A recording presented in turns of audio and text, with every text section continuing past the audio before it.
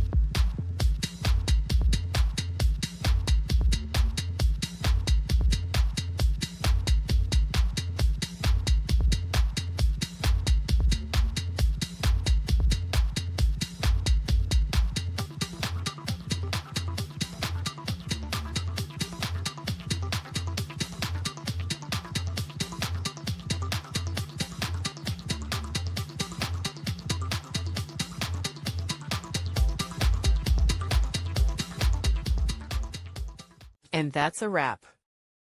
I hope you found the answer you were looking for.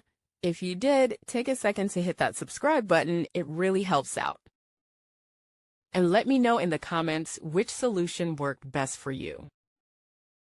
See you next time in the debug zone.